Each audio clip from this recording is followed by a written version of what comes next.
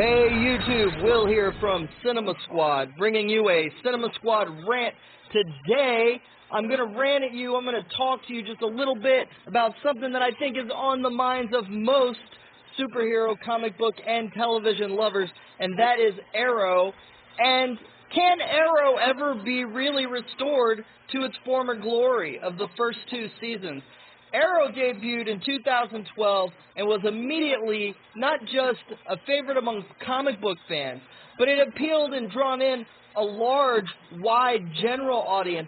And it was, by the end of its first season, one of the most popular shows on television, probably second only to The Walking Dead at the time. And it's fallen. It's fallen quite a bit. It slipped a little bit in quality during the third season, and the fourth season just completely derailed. Now, Mark Guggenheim and the other producers are saying that they're trying to get Arrow back to its former glory for Season 5. Is it possible? That's what we're going to talk about today. First of all, yes. Yes, it is very highly possible to get Arrow back to the glory days of its first two seasons. However, in order for that to happen, the writers and the producers are going to have to do something that I don't know that they're willing or maybe even able to do.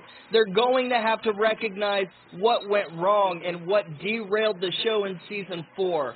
Now, Season 3 was definitely below Season 2, but Season 2 to date is the best season they've had so far.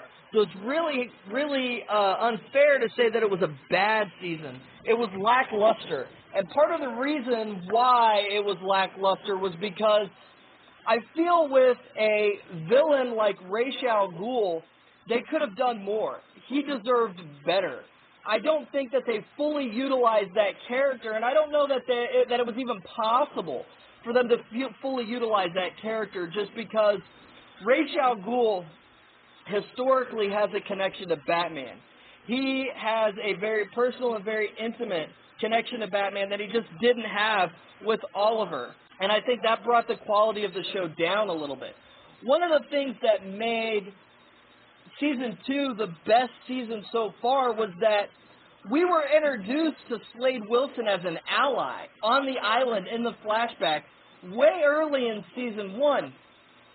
And by going into the end of Season 2, going into the climax of Season 2, when you find out that everything that's been happening to Oliver has been orchestrated by Slade, and you find out that Deathstroke has betrayed him, he doesn't just betray Oliver, he betrays all of us, because we were emotionally invested in that relationship.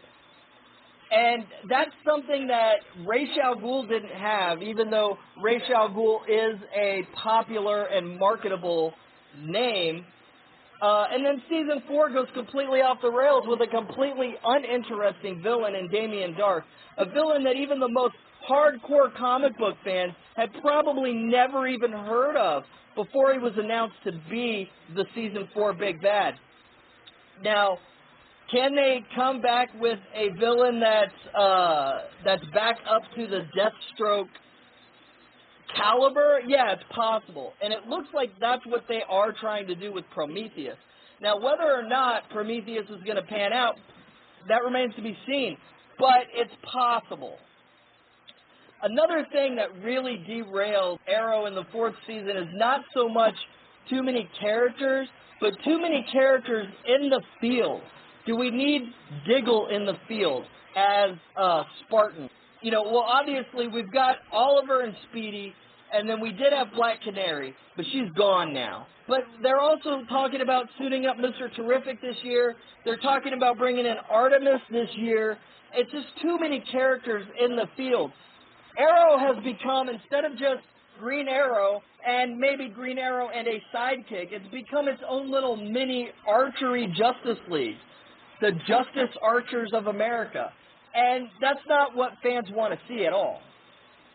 So I would suggest that they would need to tone down the characters a little bit, the number of characters a little bit, that are going out into the field every single episode. I don't think it's necessary.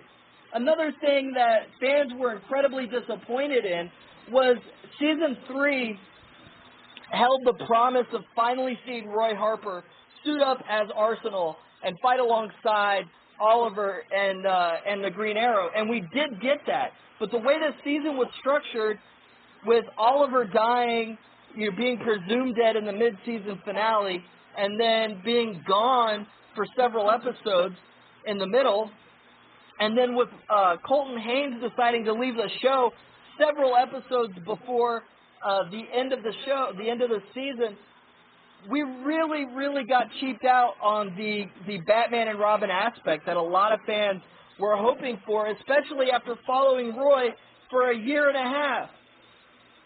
And Thea, she's a great sidekick, but she just isn't the same. She just doesn't have the chemistry out in the field that Roy and Oliver had as Green Arrow and Arsenal. Now, the last point I'm going to talk about, and the one that's the most important to getting Arrow back to its former glory, and the one that's probably the least likely to be fixed or changed or altered, is Olicity. Olicity has been the plague of Arrow. It has been the nail in Arrow's coffin. A lot of fans, now there are definitely Olicity fans, but unfortunately they're few and far between, but they're the loud ones. They're the vocal ones. And I really don't, the vast majority of Arrow fans hate Olicity. It's ruined the show. It's changed the entire dynamic of the character. It single-handedly ruined Felicity as one of the most popular and most lovable characters on television. She used to be adorable. She used to have her own personality and be a character in her own right. And now she's just been reduced pretty much to Oliver's girlfriend. And it's really annoying. If Felicity doesn't go, Arrow doesn't improve. That's just the bottom line. So those are my thoughts. Let me know what you think in the comment section below.